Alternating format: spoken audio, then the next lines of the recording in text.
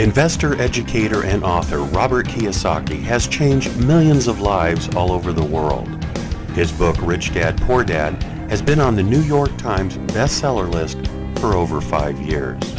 We all know that the gap between the haves and the have-nots is growing, and Social Security and Medicare are in a financial mess. And just affording to live is getting expensive. So how does a person get ahead financially?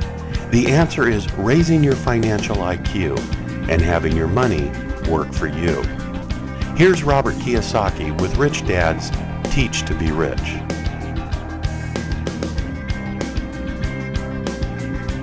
Okay, moving on.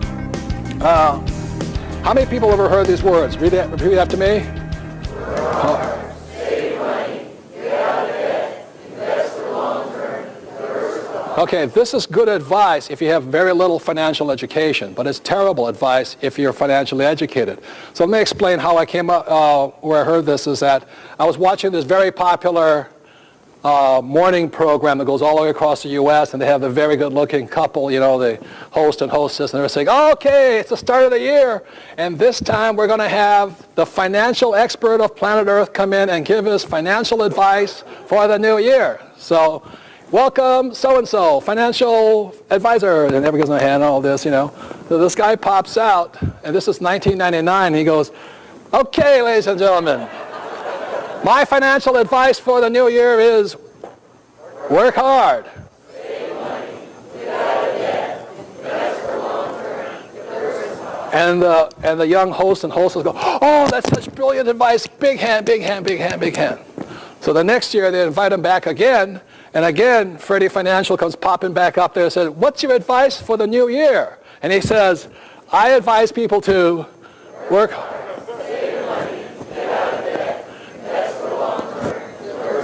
And again, the magical couple on the TV show, oh, wonderful, wonderful. Where does he come up with that great financial information? I just don't know where he comes up for it. Wonderful, wonderful, wonderful. Then after the year 2000, the market started to crash. Remember that? It started to go down. And so they invite Freddie Financial back on again. They say, and welcome for the new year. He's going to give us the advice of how to handle this tough financial situation. And so Freddie Financial comes out, and one more time he says, my advice for this year is, save money, get out of debt, invest for long term, diversify. and did this stop the market crash? No, the market kept going, and between the year 2000 and 2003, the people that followed this advice, millions of them, many people with 401ks, lost an estimated $7 to $9 trillion worth of their savings. They got wiped out. That same period, Wall Street paid the highest bonuses ever to their people. To me, that's unconscionable. But the reason it's unconscionable here is most people think that this is investment advice, and what you'll find is primarily a sales pitch. It is not good investment advice. Now, I'm not saying don't follow it. I'm saying if you want to be rich, this is bad financial advice. And what I'll be going into is why I say it's bad financial advice. Number one, when you look at work hard, the reason work hard makes no sense is because most people work hard over here. The reason you don't want to work hard here is because the more you work for money, the tax laws are written against anybody who works for money. If you're a laborer, whether you're a doctor or a lawyer or an employee, the harder you work, the more money you make, the higher your tax bracket is. So these people get wiped out. The tax breaks are over here for people who have people work for them or their money work for them. That's the big difference. Save money is the next biggest one here. The reason save money is really, really bad advice is very simply because the world changed in the world time 1971. In 1971, there was a man named President Nixon who took office. And what happened in 1971 was Nixon turned our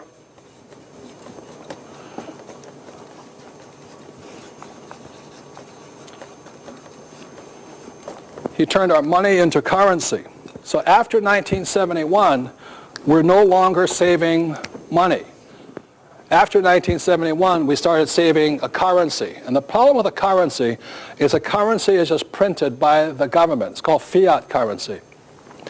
And what happened in 1971 was Nixon took us off what's called the Bretton Woods Agreement, which started in 1944 and ended in 1971. Up until 1971, the U.S. dollar was actually pegged to a thing called gold. I forget the exact dollar amount, but that's one of the biggest problems. So after 1971, our school systems forgot to tell people that we're no longer saving money, we're saving a currency. And if you've studied economics, this is what a currency is designed to do. It's very simple. Over 40 years, a currency is designed to fall. Let's say you have $1. A currency is designed to drop in value to about 5 cents. So you never get ahead financially because the dollar is dropping. So after 1971, you shouldn't be saving money anymore because you're saving a currency. Now somebody can say, well, how do you know this is true? Is the reason I know this is, I'm not saying this is 100% accurate because there's other factors to it, is my father's house purchased in 1967 or something was $50,000. And today that house is now worth $1.5 million. It's the same house. In fact, it's in worse shape now. But the house did not appreciate in value. What happened is the dollar depreciated in value. So the problem with the currency is it's always losing value. Now, the other way of looking at it is this, is how much has the dollar lost in the last 10 years, is this. You look at between 1995 and 2005, the way you can tell what your dollar is worth is very simply, it just kept coming down, the dollar. And what you can peg it to, or look at the next thing, is between 1995, gold was approximately $250 an ounce, and gold today is $500 an ounce. That means your dollar's purchasing power has gone down by 50%. So you've lost that much money by saving money. Now the reason all of this can happen is very simply because the government can print money faster than you can save it. That's why Kenny was saying there's so much more money out there right now looking for places to put their money, yet people still save money, even though it's going down tremendously in value. The other way of looking at this is, the question is, when the president or the Federal Reserve Chairman gets on board, he talks about this word here. How many people have heard them say there's no inflation? Okay, how many people realize that things are going up in price? Okay, so the question is, how is it that our leaders can say there's no inflation? And the reason they can say that is very simply because the Federal Reserve Bank is only charged with tracking CPI, what's known as Consumer Price Index. The only thing they're concerned about is the price of consumer goods, i.e. this is consumer goods, this is consumer goods, my watch are consumer goods. Consumer good prices are coming down very simply because China is coming up. But what they don't tell you is this, is that the reason they can say that there's no inflation is because of consumer prices, but if you study basic accounting or economics, they are not charged with tracking asset value. So what's happening is asset prices are going up and consumer prices are going down. So the reason this is so important is if you look at it between 1995, oil, how much was oil in 1995? Anybody know? It was approximately $10. Today, 2005, it's about $60 a barrel. And they can say to you there's no inflation. And the reason they can say there's no inflation is because we have no financial education in our schools. We have basically a population that is financially not too smart, even though they have a good education. So they're telling you there's no inflation, but asset prices are going up. How many people right now are worried that maybe your children's children may not be able to afford a home because they keep going up in price? They just keep going up, but they have to get smaller and all this stuff. Because asset prices are going up, but consumer prices are going down, and that's why they can say there's no inflation. And that's why saving money doesn't make any sense. For one big reason, the government can print money faster than you can save it. On top of that, during this period of time when inflation was running, say inflation was running at 50%, banks were paying you 1% interest on your money. And yet those financial advisors will tell you you should save money because of the magic of compounding. Well, let me tell you, this is compounding a lot faster than this thing here. So I'm not saying that this is the truth. You know, watch the price of oil, watch the price of gold. If you see gold drop into $100 an ounce, maybe you should save money. or the government's not printing any more money. But this is stupid. To save money when these trends are going on, it makes no sense. That makes sense, you guys here? So that's why I don't save money. I've been saving gold since 1996. The other part about this right here is that between 1995 and 2005, these guys lost $7 to $9 trillion. The Economist, the magazine I subscribe to, The Economist said during the same period when those people were losing $7 to $9 trillion was the biggest financial bubble in the history of the world. That's why Kenny has made money, Scott has made money, I've made money. The reason we made fortunes is we were not in the stock market. We were not in savings. We were not in bonds. We were not doing what our financial planner said to do. We were doing exactly the opposite. And the reason it works differently here is because the people that were making money, if you look at it this way, the chart, the stock market from 1995 to 2005, the stock market went like this, spiked, and went down. Same period of time, gold, oil, and real estate went like this. So the people that were in real estate, gold, and oil, basically commodities, made a fortune. The reason that happens is every 20 years the market changes. So this market here in gold and real estate should go up to about 2020 and head back down again, and then stocks will come back up again. That's basically the running trends. But they didn't tell the investors who were in mutual funds that. That's why so many people took a hammering at that time. Now the other part about it is the people that won were the debtors, not the savers. How many people in this room wish you had bought more real estate in 1995? How many people wish you were in debt up to your eyeballs with real estate? You know what I mean? That's the difference there. If you had bought real estate back in 1995, which is when I was buying as much as I could, that's when it took off. Also, in 1996, I started my gold mine in China, and I've always invested in oil because I used to be an employee of Standard Oil for a few months. But that's why I understand these markets. I'm a commodities guy, not a stock and paper guy like that. So those are some of the big differences. So the thing about get out of debt, this is really bad advice. To save money and get out of debt when the market trends are going like this is really stupid. You should be getting into debt for something like this and getting out of debt for something like this. But one of the biggest lessons my rich dad taught me was the difference between there is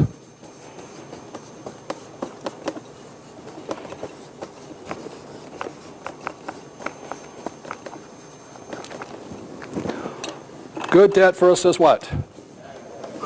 Hello, good debt versus what? Bad debt. Very simple as this. Good debt makes you rich. Bad debt makes you poor. And as I said earlier, the reason that most people in the middle class and the poor are struggling is what they spend their money on, is they're spending money on things that are in bad debt, things that are consumer items, not asset items. And that's the big difference. So I'd like to bring up, this is a very important subject because debt goes both ways. I'm going to bring up another attorney friend of mine. He's one of Rich Dad advisors, is Garrett Sutton. Garrett is he's written 2 books. One is Own Your Own Corporation. Right. Well, what I want you to have you talk about is the ABCs of getting out of debt. Okay. Americans love scores. All right. What's the Yankees score? What's the Lakers score? We love scores, but there's one score that you don't pay attention to enough, and that's your FICO score. All right. That is your personal scoreboard for borrowing money and using the credit system. And this book talks about how to maximize the system. Now on the chart there, a 450 score is low and an 850 score is high. What do you need for a 450 score? There are 2 things. Does anybody know what you need? A social security number and a pulse. All right? That will give you a 450 score. But if you have a 450 score, what kind of borrowing power do you have? 0. And you will find yourself paying more money for utilities, for auto loans, for all sorts of things you need to get by in our society today. So you need to know how to win this game. You need to know how to get your FICO score up to 700, up to 800, and then you can take advantage of our credit system. Could I say one more thing? This Sure. is the most important. The reason I wanted Garrett to talk about this is one of the problems with having bad debt is you don't get good debt. Well, and that's the point, is I want you to get out of bad debt so you can start using good debt. If you have a low FICO score, you're not going to be able to take advantage of the good debt opportunities. You need to get out of bad debt so you can get into the good debt program here that Robert's talking about and start improving your financial future by investing in real estate, oil, and commodities. Right.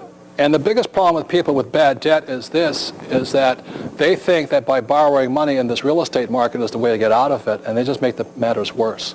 I've met so many people who are trying to get into the real estate market or any kind of market or gold when they have bad debt. I said the first thing you should wipe out is that bad debt, because if you're a moron with bad debt, you'll probably be a moron with good debt too, you know, so you want to get out of both of it. And I've been in debt, you know, I mean, I've sold people. American Express has had me on their most wanted list at times, you know, when I lost a company back in the 70s. But it was one of the best things I ever did, was really work my way out. It was almost $1 million. Was almost working my way out of this was one of the best things I ever did, because it made me appreciate this, but it also made me a lot smarter. So. Well, and Robert, you and Kim provide the example of how you got out of debt, the bad debt, in this book. It's a great example. It can be done by anyone. There are simple steps you can take to get out of bad debt. Don't let people tell you, though, that it can be done in 30 days. It takes a while to get out of bad debt. $1 million took a while. It took a while.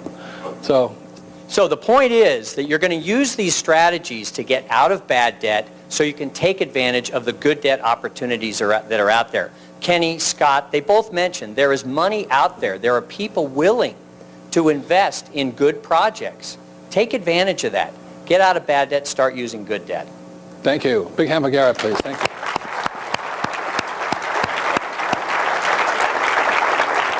So I said the average person who's a passive investor, you know, they believe in saving money and getting out of debt.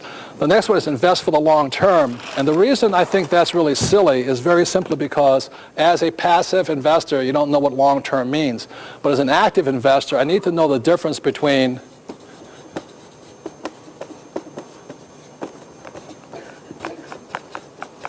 commissions versus what?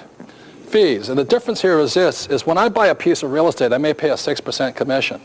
But if I start investing in a mutual fund or one of those funds, I pay fees forever. So let's say I start when I'm 25 and I go till I'm 65. Every quarter or every year, I'm paying a fee to the mutual fund company. With real estate, I pay it once, and that's all I have to pay. So I don't mind a person making money, but what I object to, I mean, anybody, if they're taking fees and I'm not making any money, I think that's highly unethical.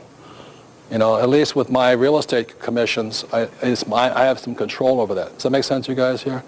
So one of the biggest things about mutual funds, and that's what this book says here, Unconventional Success, is the reason mutual funds don't work is very simply because they're just taking too many fees out. And the worst thing about it is that the mutual fund companies do not have to provide you with a financial statement, so you never know how high their expenses are. So to me, it's only, a mutual fund company can only operate because we have financially illiterate or financially unsophisticated investors. I personally don't want to just give somebody my money for 40 years and they take a fee off of it every year. That makes no sense to me. That makes sense to you guys here? So then the last thing here is diversify, diversify, diversify. How many people have heard diversify?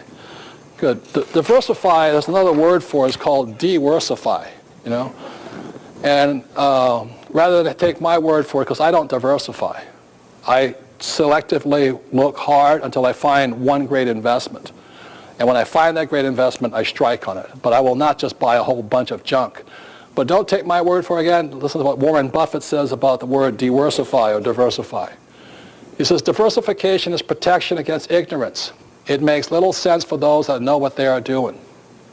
And he's the world's greatest investor. So that's Kenny came up here, he's looking at 30 deals a day or a week, whatever he's looking at. I'm constantly looking at deals. You don't buy every single one of them. But the thing about, the reason they say is protection against ignorance, in my opinion, is the ignorance of the person selling you the investment. And why I say that is most people selling mutual funds are on this side of the equation here. They couldn't tell you a good investment from a bad investment. So it's actually protection from them. If you diversify and the market crashes, they can say, well, I protected him. But they're also protecting who? Themselves. And that's why that I don't really support diversification. What I support instead, if you're an active investor, is this word here, is I focus. I'm looking for that deal, constantly looking for it. And what focus stands for is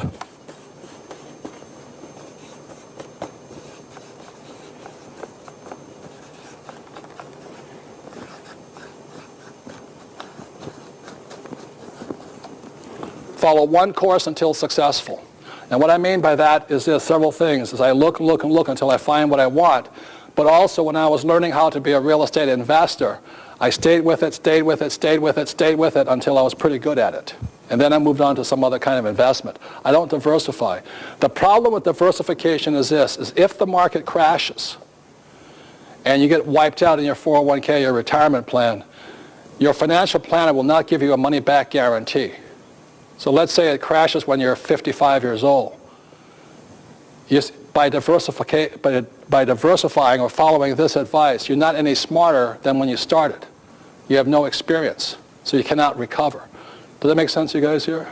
So I'd rather learn to invest and focus and buy what I want to buy, even though I make some mistakes early on in my life, and that way I don't have to make the mistakes again. So that's a very big difference. So let me just say this much. If you have low financial education, follow this advice. Work hard, save money, get out of debt, invest for long-term, diversify.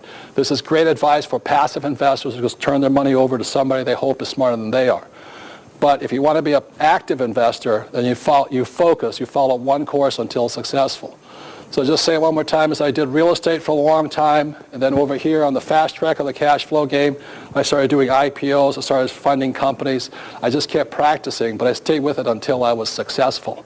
And that's the difference. The reason I stay back with real estate, I enjoy it, and bankers give me a lot of money for it, so it's nice and easy, and it's really easy to find a deal. I'd like to give credit for the person that gave me this. My rich dad always said focus, but follow one course until successful came from a group called Winners Camp in Hawaii, where they take young people and they train them to focus, not diversify. So basically that's why this advice here I think is very bad financial advice if you're an active investor, but it's very good advice if you're going to be a passive investor. And that completes this part of the section, and when we come back we'll go into how to have more control over your investments. Thank you very much.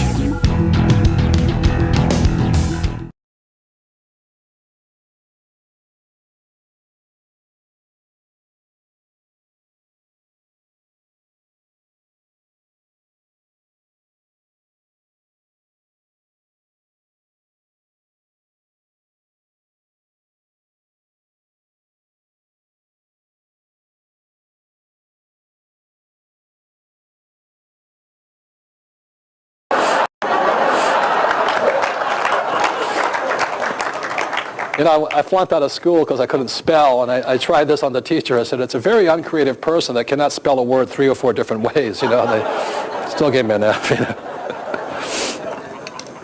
And if you teach a person to fish, you feed them for what? Life. And that's from Sunday school. But because our school system is not teaching anybody to fish, what happens is the capitalists of the world come out and they're selling people fish. Those are financial planners, stockbrokers, real estate brokers, insurance, you know, and everybody's got to make a living. But if you look at the word sell fish,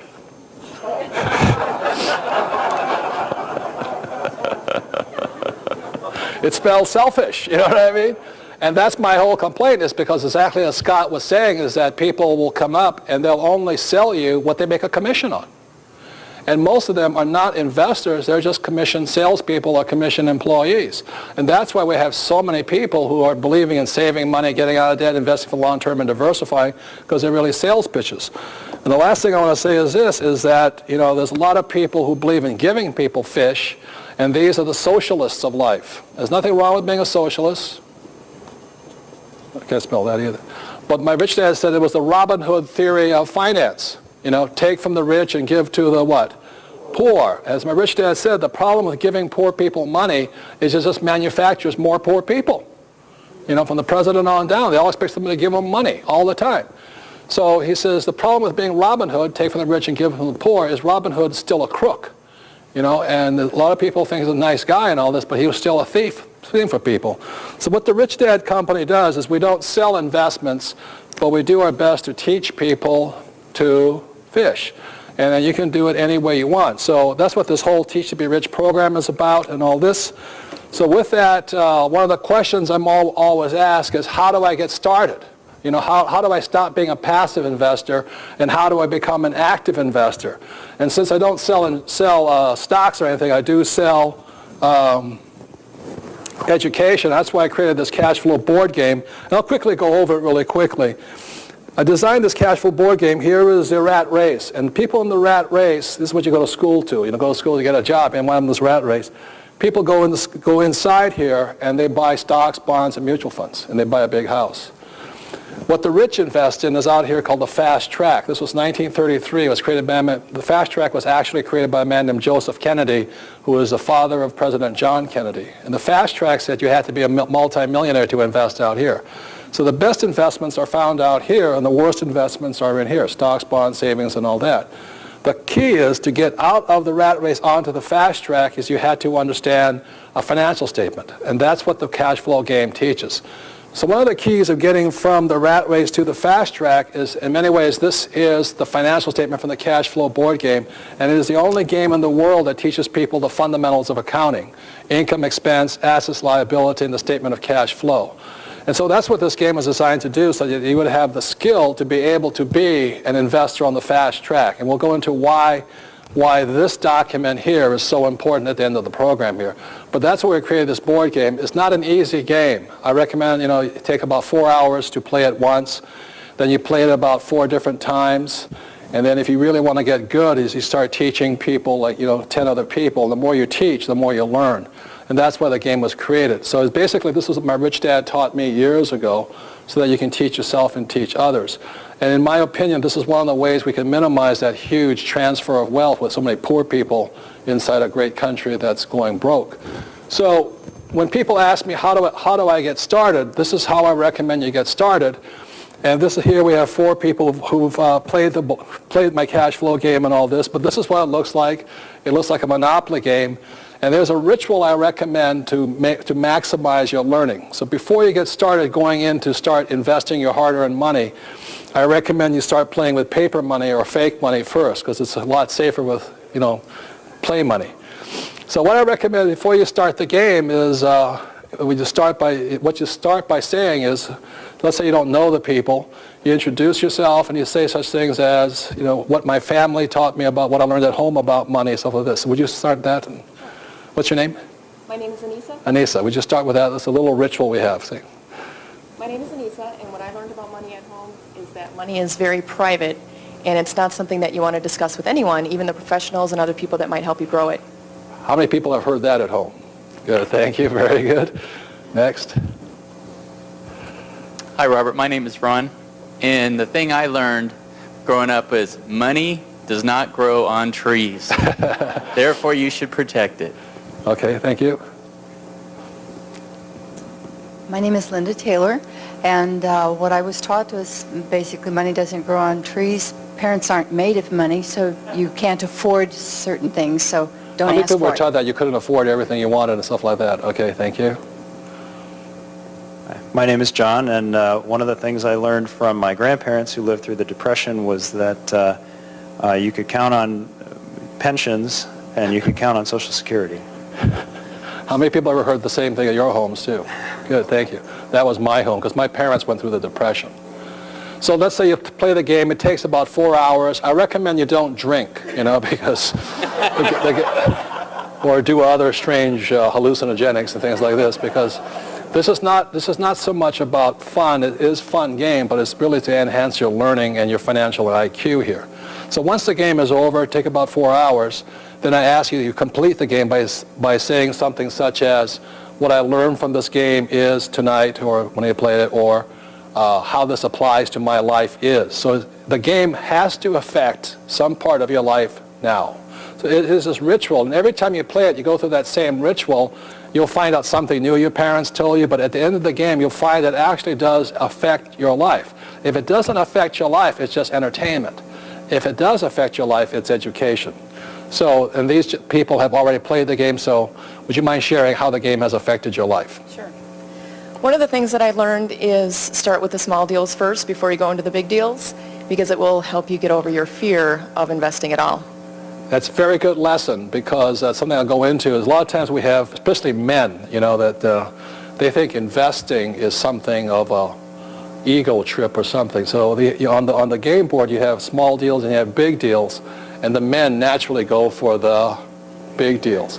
And what I say, the reason games are great teaching tools is very simply because games reflect your behavior. You know, like how many people have played a game and somebody was a poor sport, they threw temper tantrums and all that. That's a reflection of behavior. So with guys, I always see it. They always go for the big deal. They may be flat broke, but they want to play Tarzan or Rambo of investing, you know, and they go for that. Okay. Yes? The thing I learned is when you play this a few times, it actually messes with your emotions when you start looking for deals. You see them in the real world, and it starts just pulling at you. I think it helps you deal with the emotions of doing deals. That's right. It's a very big point, because as Warren Buffett says, if you cannot control your emotions, you cannot control your money.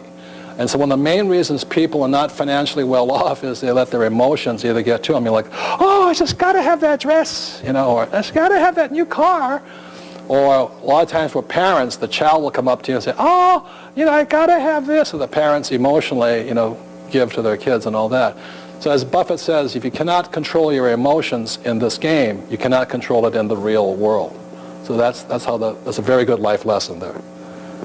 What I learned is the difference between earned income and a passive income, and working for income is not very much fun, but having your money work for you is. Right. Earned income is you working for money, which is the highest taxed income, and passive income is your money working for you, which is the lowest taxed income. So just learning that makes the game tremendously valuable, because at that point she starts to change the way she thinks, and she starts looking for passive income deals rather than working harder.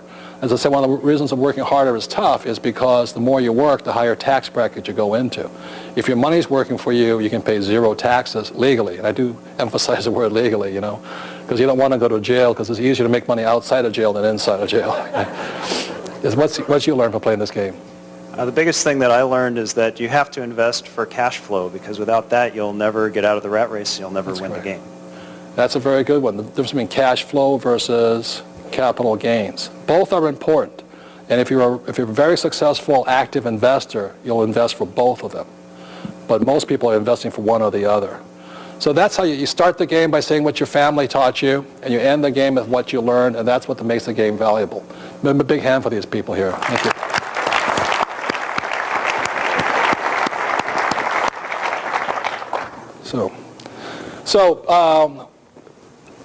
And moving on, I'd like to bring up my partner here. She's also my co-author, and that's Sharon Lecter. Would you please, big hand for Sharon, please.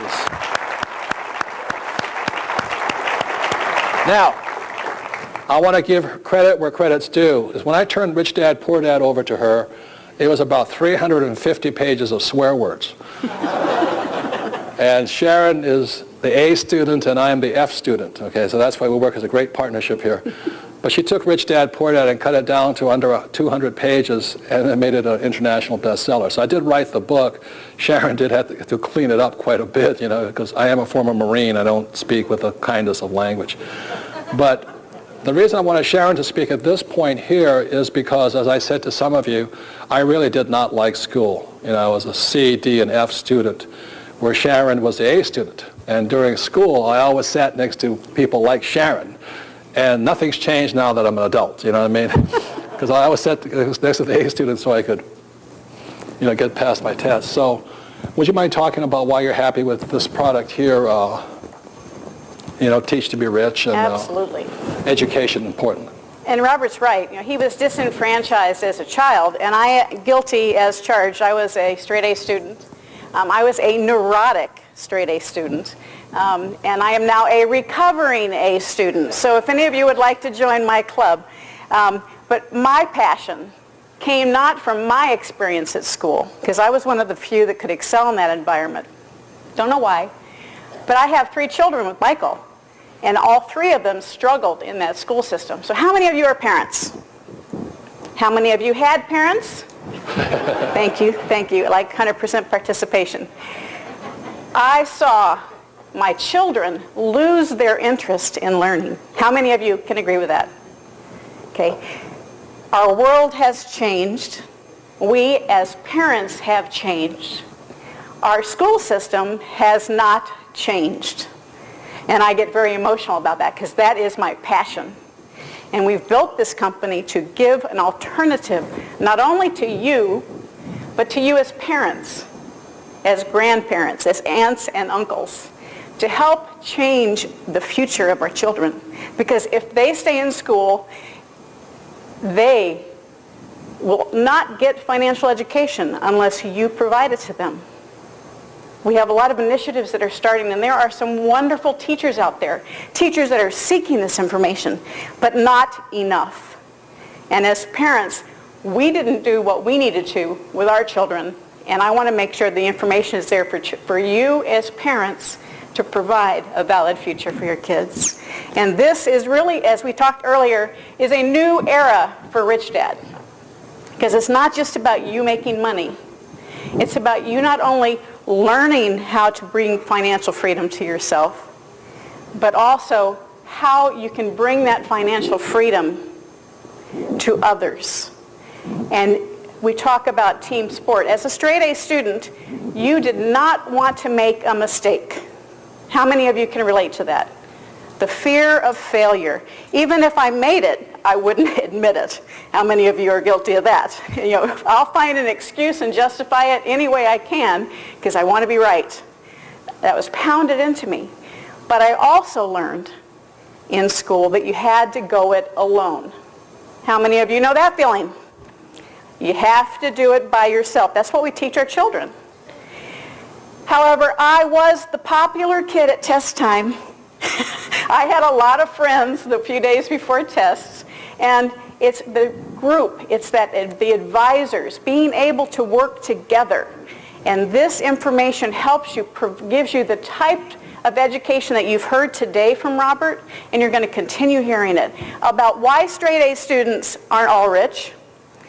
I love the section that says, don't teach pigs to sing. What she's talking about here is this, is I would not have written a book on education if it wasn't fun. And I wanted to make it really fun, but also you have to be very careful on who you taught. So that's why I said don't teach pigs to sing, because how many people have ever tried to teach something to somebody when they didn't want to learn it? You know, it's really frustrating, it's demoralizing. That's why I have that. But make it also fun, you know? Absolutely. And I just want to tell a quick story because we have so much more to share with you. But the game that you just saw these people play, I had the honor of coming to the first beta test when it was drawn on a piece of paper, and actually Robert will show it to you a little later, with my daughter who was 19 at the time. And we had 3 tables of people playing, and there were some pretty upset people in that room. They were saying everything that was wrong with the game. One of them was my husband. And there were bankers in the room, you know, very frustrated, couldn't get out of the rat race. And I'm sitting next to my daughter at a different table, and she's asking me questions, and I think, gosh, this is really good stuff. And I will admit, as a straight A student, I was the only one that got out of the rat race. I'm kind of proud of that. But we had to leave early that day, because those of you who have teenage daughters, you know what it's like when you say, let's go play a financial board game. But we had another date, so we left, and I thought, this is fabulous. We walk out the door closes, and I'm waiting for my daughter to kind of give me a hard time, because I promised her 2 hours, and we were now 4 hours. She says, Mom, that game was awesome.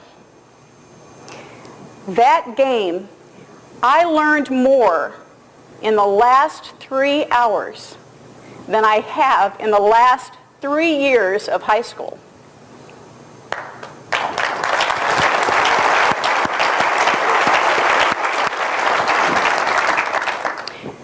I had just met Robert and Kim that day. But I had been working with the school systems inside the system, which is frustrating, very frustrating, to get financial education into the school system for about 5 years. And it was the day that I met Robert and I saw that game that I knew Cash Flow, the board game, the Rich Dad information can change your life, but most importantly, it can change the future for our children.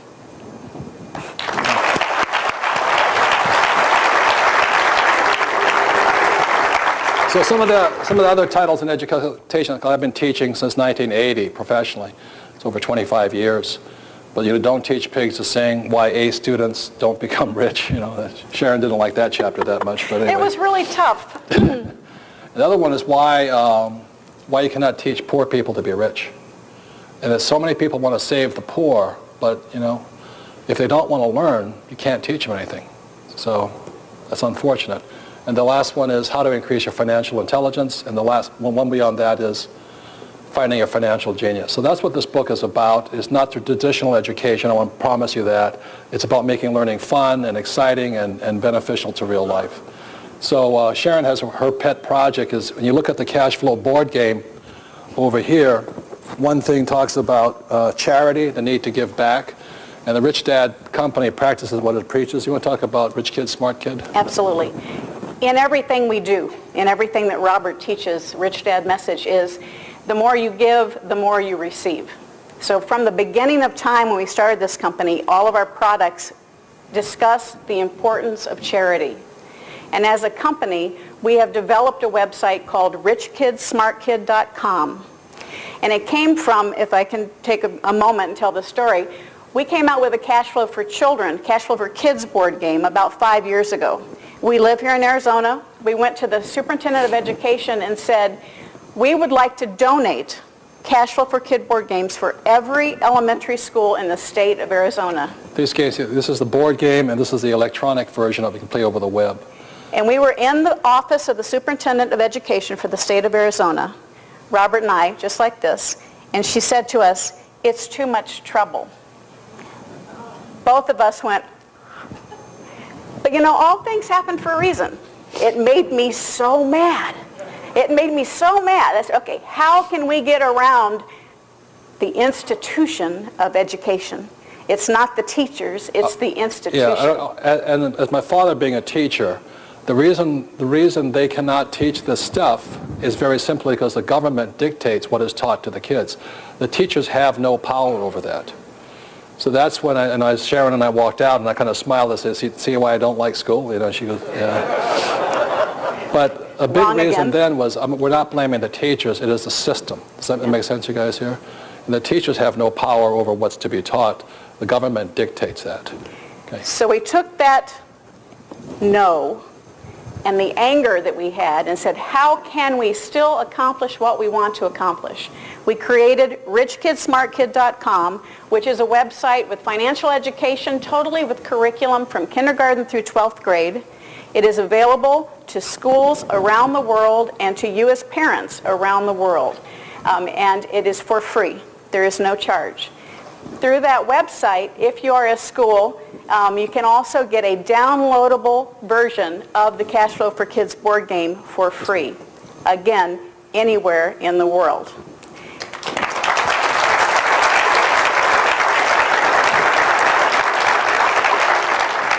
So 15 months after we got a no, through another direction, the electronic website, Rich Kid, Smart Kid, was available to every student in Arizona around the system through their desktops. So we turned it, and then we're able to leverage that and offer it to the world. And I'm very happy to say we've had over 2 million students play Rich Kid, Smart Kid. Yeah.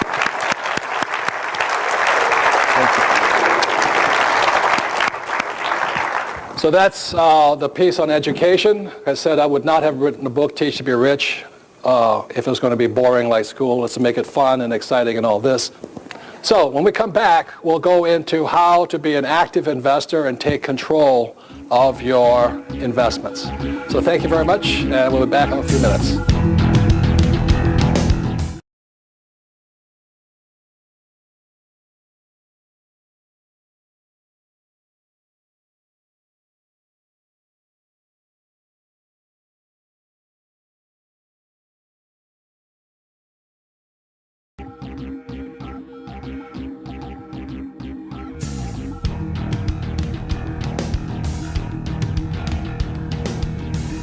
Investor, educator, and author Robert Kiyosaki has changed millions of lives all over the world.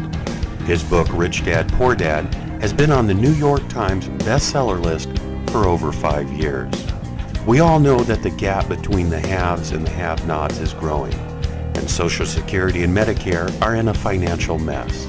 And just affording to live is getting expensive. So how does a person get ahead financially?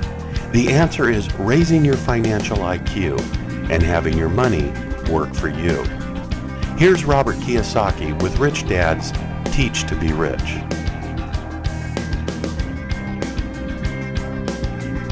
Welcome back, and as you notice, we have a couple more props up on stage here.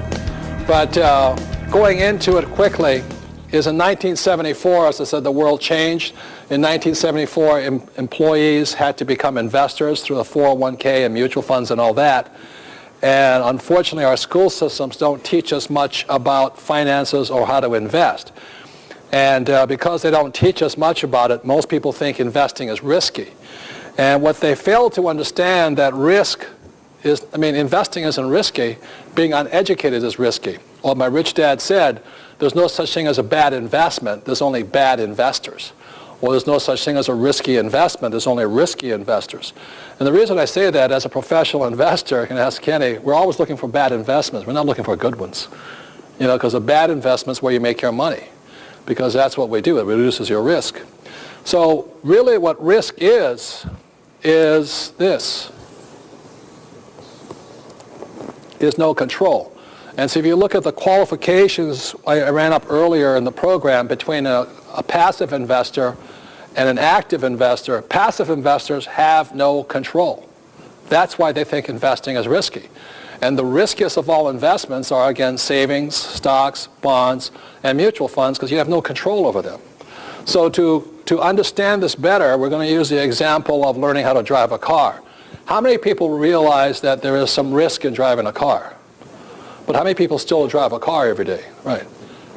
So the reason driving a car, while there's risk, doesn't have to be risky, is when you walk up to a car, the first thing you look at, does it have a steering wheel? Does it have a gas pedal? Does it have a brake? Does it have a gear shift? How many people would not drive the car if it had no steering wheel? How many people would say, driving a car without a steering wheel doesn't make any sense to me? Okay? So that's one of the reasons people think investing is risky, is they don't have these controls. So the way you look at it is, here I come up to the car, I look it over, I climb in, if we can get into this thing. Ugh. So I'm driving down the road, in control. I have a gas pedal, boom, boom, boom, boom, and a brake. And the brake, I go forward, stop.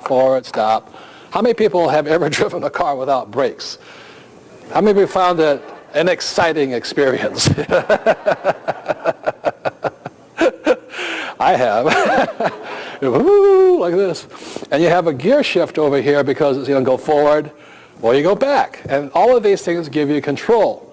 So those are the 4 basic controls, and there's 2 more controls you've got to have. One of them is you got to have a driver's license, which proves you took driver's ed, you passed the test. And the last control is proof of insurance. So if, let's say, you're driving down the road, having a good time and all this, and all of a sudden you hear, bing, ding, ding, ding, ding, ding, ding, ding, ding, ding, ding. The policeman comes up to the car, and being a good policeman, what's the first thing they ask you for? Driver's license and proof of insurance.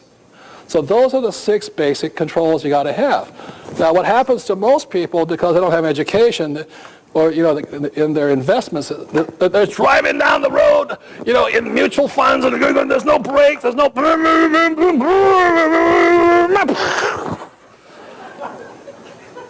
Because people in savings, stocks, bonds, mutual funds have absolutely no control. And that's why they think investing is risky. So you're driving down the road like this, going, whoa, whoa. And the worst thing about it is this, is your financial advisor. Do they have any control? No. You see, your financial advisor or the big company they work for, let's say it's XYZ Investment Banking Company, they have no control either. So they're telling you to diversify, to invest for the long term and all this, because they're driving down the road like this. And what it really looks like is this. Your financial advisor says, oh, I tell you what, I can't see the marketplace, but I tell you, stocks should go up, you know, and the third quarter should be a little bit better. And this is what most financial advisors are telling you. Why? Because they have no control. And the reason they tell you to diversify is to protect them, because they have no control, and neither do you. Does that make sense, you guys here? And so as a professional investor, as a active investor, the number one thing is control. Got it? So let me see if I can get out of this wreck now. Jesus. Oh, my goodness. Oh, yeah. I broke the car. Oh. When you go into, when you have no control, what a professional investor is looking for, there's 6 things. 6 things in driving a car, 6 things as an investor. First is income. I want to control income. Second is expenses. 3, asset value. 4, liability. 5, financial education or the management. Do you realize, and 6 is insurance. Do you realize most people cannot call the mutual fund manager and say, I don't like what you're doing? Do you realize most people cannot call Bill Gates, the CEO of Microsoft, and say, I don't like the way you're managing their expenses of a company? What's this new jet? Why did you hire that worthless CEO? Why don't you hire somebody else? And the reason, so what a professional investor is looking for is control of these things.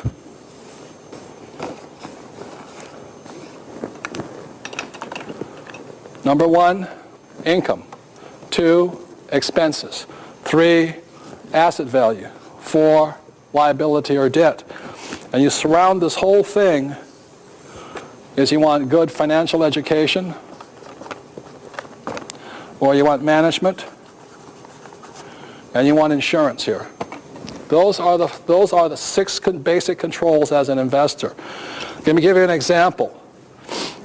Let's say I buy a 2-bedroom, 2-bath house, and I want to increase its income. One thing I can do is I might be able to borrow a little bit of money, add a 3rd bedroom and a 2nd bath or a 3rd bath onto it, and what that does is increase my cash flow. That's an example of improving or taking control of this thing. If I call Bill Gates, like I said, and I say, Bill, I don't like that new jet you bought, what's he going to say to me? So what? Or I call my financial mutual fund guy, the man, like a Peter Lynch or something like this. They're not going to take my phone call. They don't have to tell me any controls here. So these are the 6 controls an investor must have. And that's what makes the very, very low risk. One last point I'll bring up, and then I'll bring Kenny and Garrett up here about insurance and all this, is that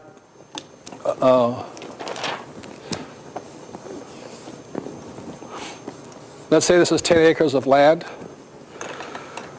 What the value of a property is when I look at this here depends upon who I am professionally. Let's say I'm a farmer. That's my profession. I look at that 10 acres of land, and what I'll say is that thing is only worth $10,000 an acre to me. But if I look at it the way Kenny looks at it as a real estate developer, that same 10 acres may be worth $1 million to me.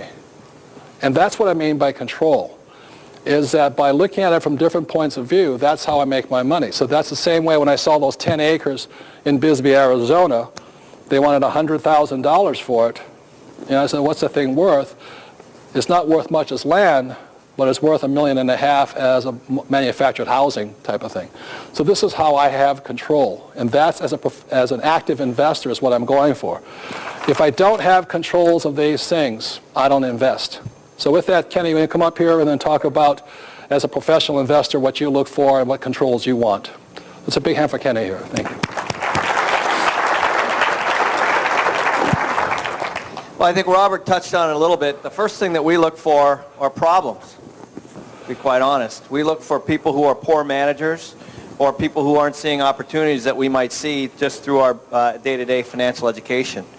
And I'll just give you a couple examples of that. Robert and Kim and I bought a building in the Biltmore area here in Phoenix just 1 year ago. And it was a small property with 68 units, and it's not far from Highland in the 24th area, in the Esplanade area there. It's close to where Donald Trump is building his new building. Okay? So Right, and it had all the things that we wanted. It had really poor management, really bad income, and really high expenses. But it was very well located. It was a very nice property. What had happened was the owner was absentee. In other words, he was treating the property like an investment instead of a business, because really real estate is a business. If you don't have the proper team around it, it will go down in value. So this investor lived in Mexico and hadn't been to the property in a long time and had been through many different management companies, and the property had had a very poor history of occupancy. So what we were looking for was the opportunity piece. In other words, it had really low income and really high expenses, and the reason it had low income was because the management had not followed the systems. They had put poor tenants in, people that weren't paying rent, etc. And the reason it had high expenses was because of the low occupancy, they were having to spend money on the advertising and things like that happen when your occupancy's low. So what we did is we just put a better plan on it. That's all. So when we bought the property, Robert and I, we both immediately knew we wanted it because the property had been running at 68% occupancy, and the expenses were high. So what we did is we put the property into escrow, and we had the whole plan on the property before we were going to buy it. So I knew exactly what our plan was to turn the property into a profitable real estate venture before we closed it.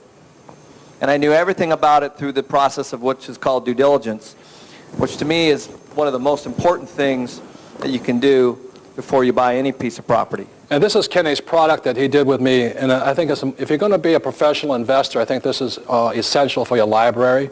It's called How to Increase Your Investment from Your Real Estate Investments. And inside of it, I think this is what makes it priceless. It's what Kenny calls his due diligence checklist. Because Kenny and Kim and I are not flippers. We're not trying to buy something to flip it. These are all the checklists. When you inspect the property, you go through it. Say, this is what it needs, this is what it needs, does it have it, doesn't have it. And where most people become afraid, this is worth tens of thousands, maybe millions of dollars, because it is really the inspection of the building that either makes it profitable or not profitable. And this is really what you need in the whole thing. So Kenny's been very generous to giving all the actual forms he uses, checklists he goes through. Because most people are trying to buy, exactly as Buffett says, they're trying to buy because the prices are going up. That's gambling. That's capital gains. What we're looking for is solid value, the way Buffett looks at it. And it can only be done through a due diligence checklist. And it's not here right now, but there's also 4 audio cassettes that you can listen to and actually walk you through how this is used here. So this is essential for anybody who wants to invest in real estate, how to analyze a property. The interesting thing that Kenny says, when most people look at these, go through the diligence checklist, and they see horrible problems, they back off. But the reason we make so much money is because there are problems, right? Well, we buy properties with 20, 30, 40% vacancy. That's where I look to buy. If I don't want to buy a property that is really highly occupied and has their rents at market, because to me there's very small opportunity for value growth, which is what we look for. Right. So this is a very important product, and if you're interested, buy it. If you're not interested, don't buy it. But this is what really makes you rich. That's why it's such an important product. And the thing about this is, the gentleman asked me during the break, how do you find great investments in this hot market? Well, this is the hottest market of all. Like I said, you can walk to Trump's new building from the building we bought. It was sitting there. Nobody wanted it because it had low income, high expenses, and all this. And the first thing that Kenny did was renegotiate the mortgage, got the lower interest rate on it. And all these things, that's where you make your money. You're not buying it to flip a property. That's gambling. As a matter of fact, we received an offer unsolicited. We didn't list the property. We bought the property for $4.6 million, and we received an offer 1 year later for $7 million. And we turned it down because we're not in the business of flipping property. We're in the business of long-term hold and cash flow. So we still own the property today. Right. And like I said, Trump is building right down the street, and this is the hottest market of all. So this is how you find great investments, is you have to do your due diligence on a project. Right? Well, the due diligence basically builds the plan for the whole property and building your wealth. Big hand for Kenny. Thank you very much. All right, Garrett's coming up here. What Kenny is talking about here is management, which takes a little financial education. So Garrett's going to come up and talk a little bit about insurance, and insurance via the corporate asset protection. Well, let me take a little informal poll right here. How many people have been sued? Let's be honest. How many people in the room have been sued? All right. How many people haven't been sued yet? All right. How many people think we live in a litigious society? And how many people would say there are a few attorneys out there without enough to do? Right? It's true. We live in a highly litigious society, and you need to take steps to protect your assets. And there are two forms for accomplishing that. One is insurance. When you buy an asset, like Robert says, he doesn't buy an asset unless he's got insurance on it. When you buy a piece of real estate, you're going to insure it. But what's the problem with insurance these days? Do insurance companies find reasons not to cover you? Yes. Do they get up and leave the state like they do every 5 years in California? Yes. So you need to take other steps to protect your real estate and your other assets. You need another form of insurance, which are entities. And that's what I wrote about in Own Your Own Corporation, is how to use these entities, the good entities, S corporations, C corporations, limited liability companies, and limited partnerships to protect your assets. What Garrett's saying, if you're going to be rich, there's no sense not insuring it. Does that make sense, you guys here? Well, a lot of people want to get rich, but they want to save a few bucks and not hire a person like Garrett to protect their assets from lawsuits. And I've seen that happen a lot of times. And the one thing they say about insurance, you cannot buy insurance when you need it. You know, like this car wreck over here. After I crash my car, I can't call my insurance agent and say, would you insure my car? You must buy insurance prior to the wreck. That's the rule of thumb here, okay? Yeah, you can't form a corporation or an LLC to protect your real estate once you've been sued. It's too late at that point. So you need to take steps right at the start. When you're looking for that first piece of property, you need to take steps to protect it using the right entity. So can I say something about that? As my poor dad always said, he was really proud of it. And this is a poor man's thinking. My house is in my name. My car is in my name. How many people have things in your name? Okay, that's poor person's thinking. You want nothing in your name if you're planning on being rich. If you're planning on being poor, keep it in your name because nobody's going to bother you. Well, and the attorneys can take it from you. Right. So, sure, leave it exposed. But if you plan to be rich, if you plan to pass these assets on to your kids or your charities, you need to set up the right entities at the start. That's their own corporations. So what are the worst, what are the worst corporations or worst entities? Well, the worst entity, I call it the good, the bad, and the ugly. The bad entity is a sole proprietorship. Offers no asset protection at all. If you operate a business as a sole proprietor. And do a lot of accountants recommend people be sole proprietors? Yeah, they do. I don't know why. Well, they don't understand the nature of our legal system, whereby if you operate as a sole proprietor, you're completely exposed. And the reason accountants do that is because a lot of them aren't rich, and they're not planning on being rich either. They're basically workers. Well, a lot of accountants, with all due respect to Sharon Lechter, a lot of accountants will ask, how much money are you making in your business? And if you're only making $10,000 or $20,000, they'll say you don't need to incorporate. But that's the wrong question to ask. They need to ask, how much do you have to protect? You have a house, you have a bank account, you have other assets. You want to protect those assets from business claims that can come your way. If you operate as a sole proprietorship, all those assets are exposed. Okay. So the worst is a sole proprietorship. What's the second worst? Well, the worst is a general partnership, because that's liability times two. Not only in a general partnership are you responsible for your own mistakes, but you're responsible for your partner's mistakes. You may not have agreed to a contract. You may have been 1,000 miles away when that contract was signed. And yet, as a general partner, you are equally responsible for everything that happens in that general partnership business. Good.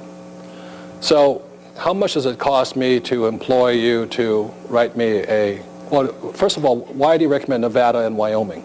Well, Nevada and Wyoming have very favorable asset protection laws. The LLC laws in both states provide great asset protection for individuals.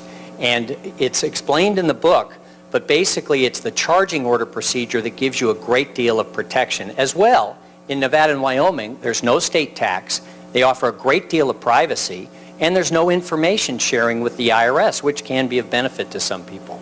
Right. There's no information sharing. You want to look me up, they won't tell you who owns the corporation. Right. Which is good. And then most people recommend Delaware. Why don't you recommend Delaware? Well, Delaware has some extra fees. You have to do some additional reporting, whereas Nevada and Wyoming, it's much more streamlined. There's less requirements with one of those types of corporations, Nevada and Delaware.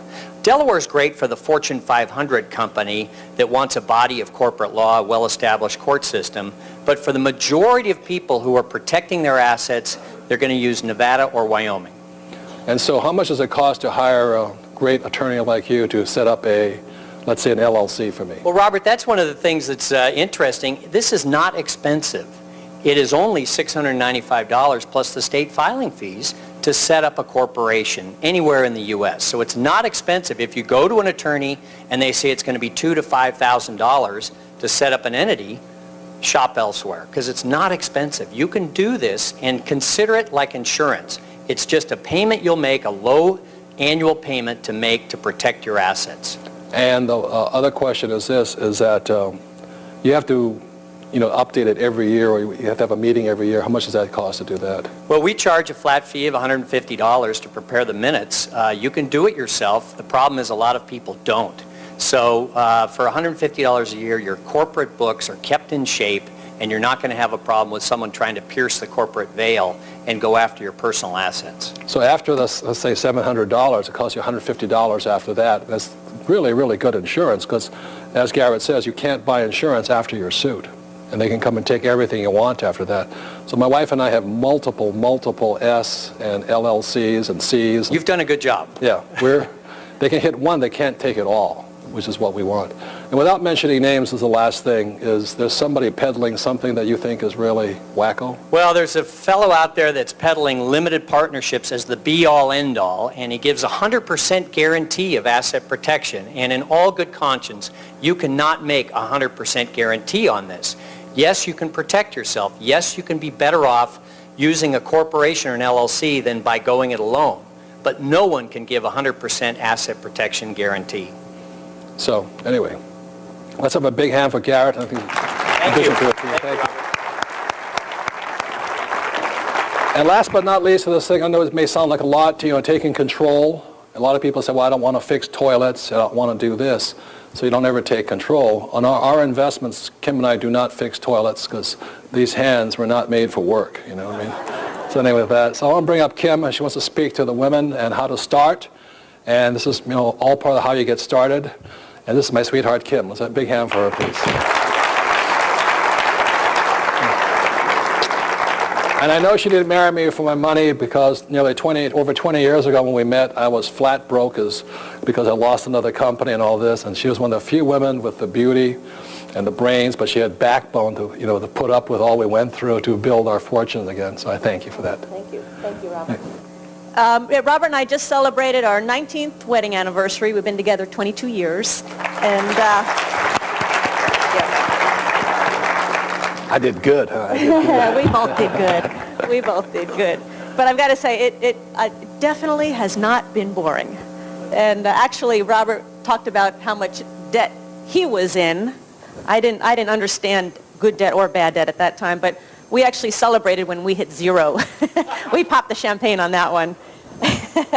But Robert's talking a lot about control, and my concern is that there's so many women out there today that feel out of control when it comes to money and when it comes to their financial futures. And I am a huge proponent of women getting involved in the world of investing. And more importantly, my passion is really to encourage and educate women to take control of their financial lives and ultimately to become financially independent. Because there's a lot of women I see every day who are depending on somebody else, be it a man, be it a family, a company, or a government, to take care of them financially. And times have changed. Why don't you tell them the story of your mom and all that, and why you were so adamant about it?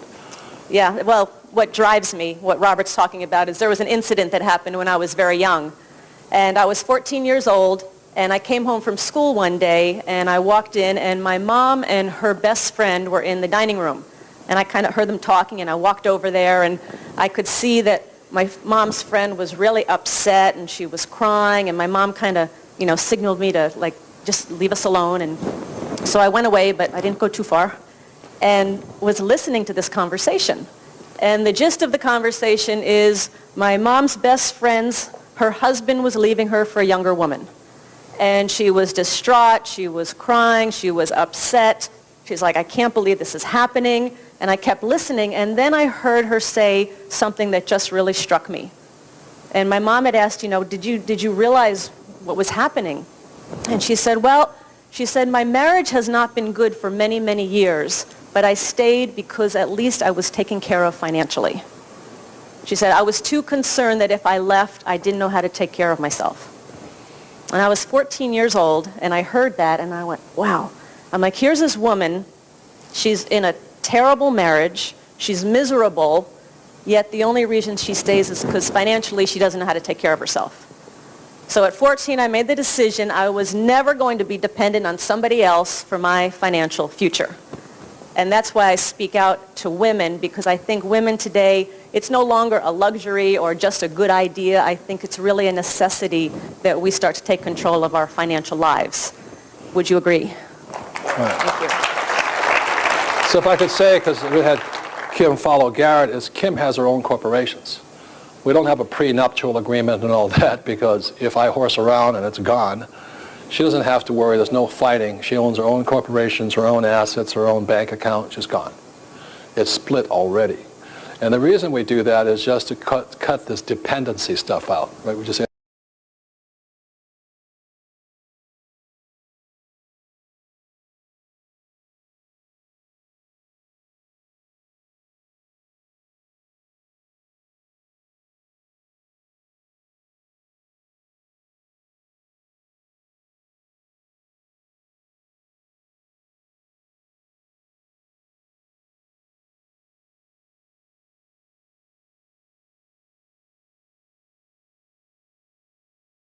That's true. Oh, absolutely. Right. So she's, in many ways, Garrett knows she's a lot smarter than I am today on this stuff anyway, because she wants to make sure that she's independent. So she has her own corporations. I have my own corporations, my own investments, and things like that. Well, you wouldn't want me dependent on you. No, I don't. That wouldn't work either. What's happened is as we become more and more independent, our relationship changes, because for me personally, my self-respect goes up, my confidence goes up, and all of a sudden we don't need each other anymore. It's like we want to be together, but that dependency isn't there anymore, and that's made a huge difference. So times have changed, and what's worked for our mothers and our grandmothers may not work for us and our daughters and our granddaughters. And there's some startling statistics I want to share with you. This is in the U.S., but I see the same pattern happening throughout the world, which is, one of the statistics is 47% of women over the age of 50 are single, meaning they are dependent for their financial well-being. And many of us have heard the statistic, 1 out of 2 marriages ends in divorce. So if she was counting on Prince Charming, think again, and who usually ends up with the children?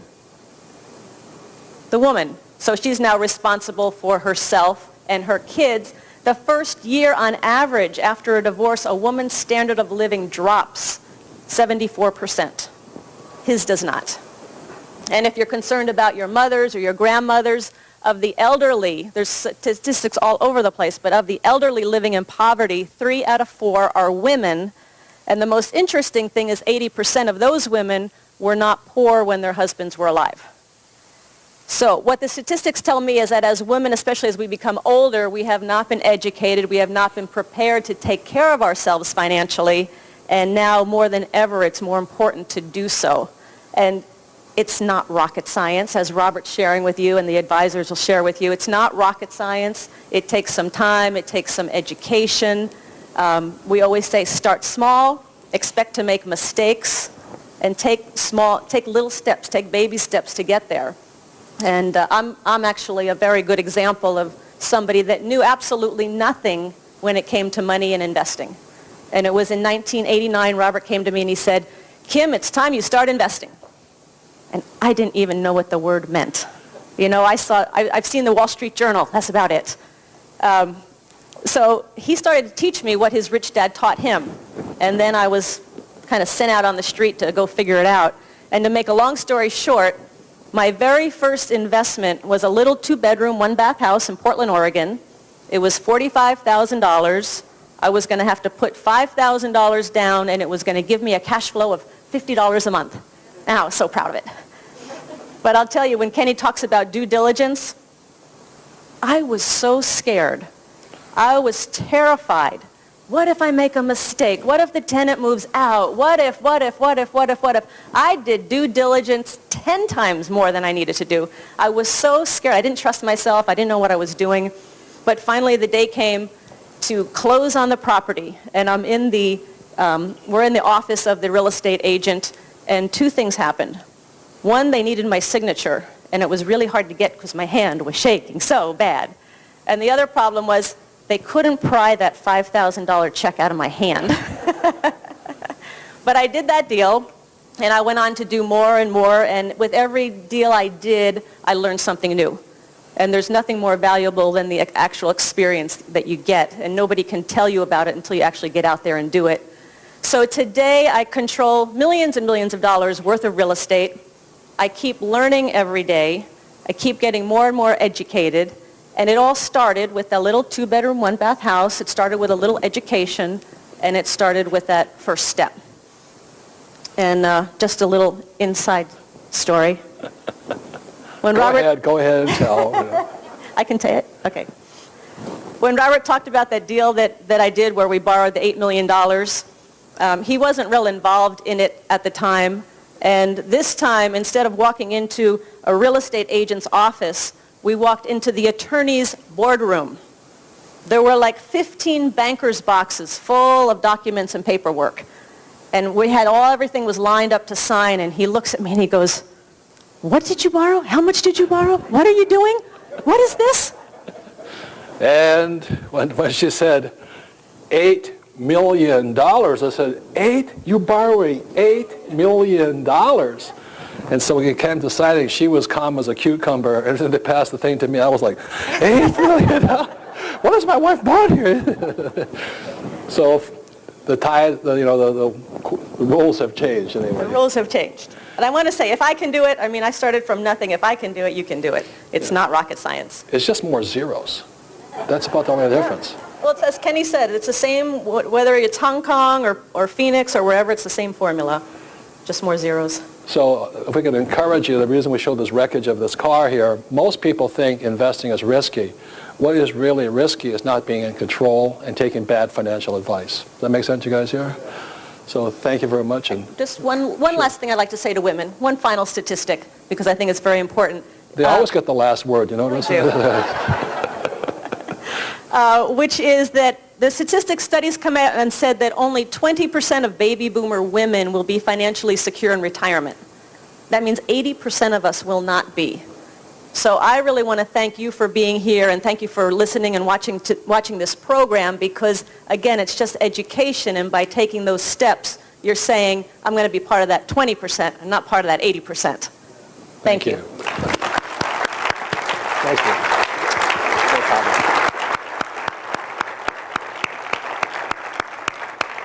Okay, when we come back, we'll go into how to listen to good advisors, because as I said, I didn't do well in school, but I always surround myself with very smart A-student advisors.